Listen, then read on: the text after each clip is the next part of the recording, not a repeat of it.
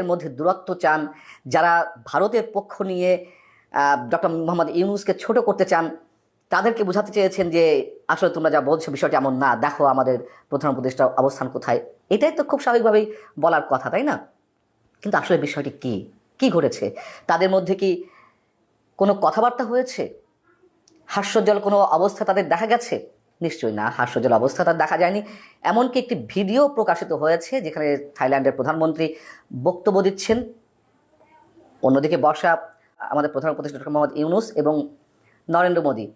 আর যে still পিকচারটি viral হয়েছে তাতে দেখা যাচ্ছে যে নরেন্দ্র মোদী কিছু একটা পড়ছেন কোনো একটা ম্যাগাজিনের বা কোনো ব্রোশিয়ার, আর মঞ্চের দিকে তাকিয়ে আছেন ডক্টর মোহাম্মদ ইউনূস। এই যে ছবি রাজনীতি, এই ছবি রাজনীতি তো আমাদের কাছে নতুন কিছু নয়, তাই না? 2023-এর সম্ভবত নভেম্বরের দিকে ভারতে G20 সম্মেলন হয়েছিল।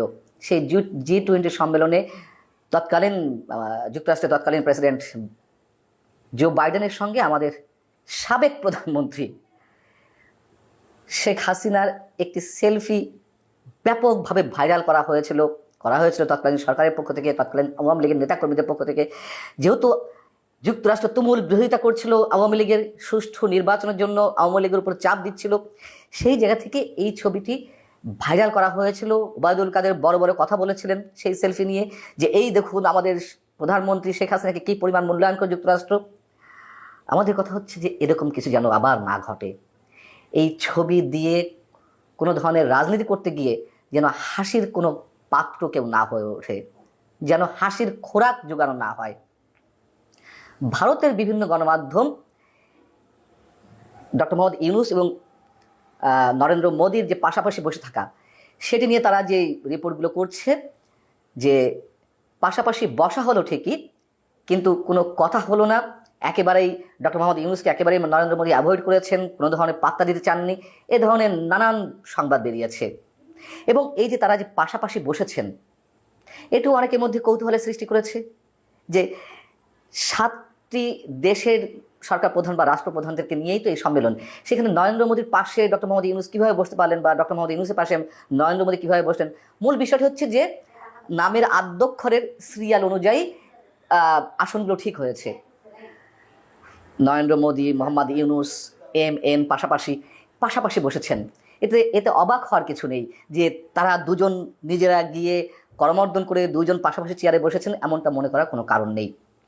এবং গত কয়েক মাস ধরে, অর্থাৎ 2024-এর সেপ্টেম্বর থেকে 2025-এর এপ্রিল, 6-7 মাস, এই 6-7 মাসের মধ্যে একাধিকবার ভারতের কাছে আবেদন জানানো হয়েছে বাংলাদেশের পক্ষ থেকে যেন নরেন্দ্র মোদীর সঙ্গে একটি বৈঠকের ব্যবস্থা করা হয়। সেপ্টেম্বরে জাতিসংঘের সাধারণ অধিবেশনে যখন নরেন্দ্র মোদী গেলেন, আমাদের প্রধান উপদেষ্টাও গেলেন, সাইডলাইনে একটি বৈঠক হবে এরকম একটি আশা করা হয়েছিল, কিন্তু নরেন্দ্র মোদী সেই সুযোগ দেননি। তিনি আমাদের প্রধান উপদেষ্টা সেখানে পৌঁছানোর আগেই তিনি যুক্তরাষ্ট্র ত্যাগ করেন। ঠিক একইভাবে চীনে গেলেন, চীনে যাওয়ার আগে ভারতে যেতে চেয়েছিলেন, সেরকম কোনো শিডিউল দেওয়া হয়নি। এবার বিমস্টেক সম্মেলনের সাইডলাইনে বৈঠক হবে, বাংলাদেশ সরকারের পক্ষ থেকে ভারতের পররাষ্ট্র মন্ত্রণালয়ে বারবার যোগাযোগ করা হচ্ছে, কোনো ধরনের কোনো আভাস পাওয়া যায়নি, ইঙ্গিত দেওয়া হয়নি যে কোনো ধরনের বৈঠক হবে। এমনকি এর আগে আমি জানিয়েছি নরেন্দ্র মোদীর সকালে যে টুইটটি করেছেন বৃহস্পতিবার সকালে, তার সফরসূচির বিভিন্ন বিষয়ে তিনি উল্লেখ করেছেন, সেখানেও ডক্টর মোহাম্মদ ইউনূসের সঙ্গে বৈঠকের কোনো বিষয় উল্লেখ করা হয়নি। এবং গত সোমবার স্ট্রেট জানিয়ে দেওয়া হয়েছে ভারতের পররাষ্ট্র মন্ত্রণালয়ের পক্ষ থেকে যে এই ধরনের কোনো কর্মসূচি থাকছে না, তিনি শুধুমাত্র থাইল্যান্ডের প্রধানমন্ত্রীর সঙ্গে বৈঠক করবেন এবং পরবর্তীতে শ্রীলঙ্কা যাবেন। এই পর্যন্ত থাকার পরও আমাদের পররাষ্ট্র মন্ত্রণালয়ের পক্ষ থেকে বা রোহিঙ্গা বিষয়ক প্রধান উপদেষ্টা যে হাই রিপ্রেজেন্টেটিভ রয়েছেন ডক্টর খলিলুর রহমান, তিনি বলেছেন যে আমরা এখনও আশায় আছি। ভারতেরই কোনো গণমাধ্যম এখন এসে বলছে, এর আগ পর্যন্ত আমরা ধারণা করছিলাম যে কোনো ধরনের কোনো বৈঠক হবে না, যেহেতু নরেন্দ্র মোদীর টুইট পোস্টে এ ধরনের কোনো ইঙ্গিত নেই, অতএব কোনো ধরনের বৈঠক না হওয়ার সম্ভাবনা বেশি, বা হবে না এরকম একটি ধারণা করা হচ্ছিল। তবে ভারতের কোনো গণমাধ্যম ইঙ্গিত দেওয়ার চেষ্টা করছেন যে বাংলাদেশের আর্জির পরিপ্রেক্ষিতে, বারবার আবেদনের পরিপ্রেক্ষিতে কিছুক্ষণের জন্য হলেও কোনো একটি বৈঠক হতে পারে। কিন্তু বৈঠক হলেই কি সব সমস্যার সমাধান হয়ে যাবে? সেই পরিবেশটা কি বাংলাদেশের অন্তর্বর্তী সরকারের পক্ষ থেকে রাখা হয়েছে? আমার কথা হচ্ছে যে ভারতকে আমরা বুড়ো আঙুল দেখাবো আমাদের নিজস্ব ব্যক্তিত্বের জায়গা থেকে, আমাদের মেরুদণ্ড যদি সোজা করে রাখতে পারি তাহলে আমরা ভারতকে বুড়ো আঙুল দেখাতে পারি, কোনো সমস্যা নেই। এসব হিসেব নিকেশ করেই তো বলতে হবে। কিন্তু যেই ভারতকে বুড়ো আঙুল দেখাচ্ছি, ভারতের বিশেষ অঞ্চলে আমরা দখল করে আমাদের মানচিত্র বড় করতে চাই, এ ধরনের বালখিলতা পরিচয় দিয়ে, ভারতকে উস্কানি দিয়ে সেই ভারতের সঙ্গে আমরা সম্পর্ক আবার কীভাবে ভালো ভালো করার চেষ্টা করতে পারি। এমনকি যখন চীনে গত কয়েকদিন আগে সফর করে এলেন আমাদের প্রধান উপদেষ্টা, তিনি বঙ্গোপসাগর নিয়ে, ইন্ডিয়ান ওশান নিয়ে যে কথা বলেছেন, যে ইন্ডিয়ান ওশানের অভিভাবকত্ব একমাত্র আমাদের, ভারতের 7 সিস্টার্সের বঙ্গোপসাগরে যাওয়ার কোনো উপায় নেই, সেক্ষেত্রে আমাদের সাথে যোগাযোগ করতে হবে। এই কথাগুলোর ব্যাখ্যা যদিও প্রধান উপদেষ্টার প্রেস উইং থেকে দেওয়া হয়েছে যে ডক্টর মোহাম্মদ ইউনূস হুমকি সরে কোনো কথা বলেননি, কিন্তু সেটি ভারত সহজে মানতে পারছে না। এমনকি ভারতের পররাষ্ট্রমন্ত্রী এস জয়শঙ্কর তিনি বিমস্টেক সম্মেলনের থেকে গণমাধ্যমের উদ্দেশ্যে বলেছেন, ইন্ডিয়ান ওশানের দায়িত্ব একমাত্র বা অভিভাবকত্ব একমাত্র ভারতের।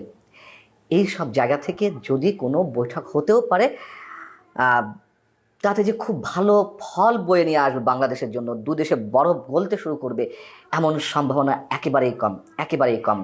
এবং যারা ডক্টর মোহাম্মদ ইউনূস এবং নরেন্দ্র মোদীর পাশাপাশি বসে থাকার বিষয়টি, মানে ছবিটি ফেসবুকে শেয়ার করে কেউ কেউ এমন মন্তব্য করছেন যে এটি নাকি নরেন্দ্র মোদীর সৌভাগ্য, ডক্টর মোহাম্মদ ইউনূসের পাশে বসার জন্য নাকি বারাক ওবামা থেকে শুরু করে হিলারি ক্লিন্টন বা বিশ্বের অন্যান্য রাষ্ট্রের প্রধান বা সরকার প্রধানরা উন্মুখ হয়ে থাকে, আর সেখান থেকে নরেন্দ্র মোদীর তো এটি অবশ্যই সৌভাগ্যের বিষয়। এসব কথা বলে আমরা নিজেদেরকে নিজে ছোট না করলেই ভালো। এগুলো সব কথাবার্তা কোনো হেতু নেই, কোনো কারণ থাকতে পারে না।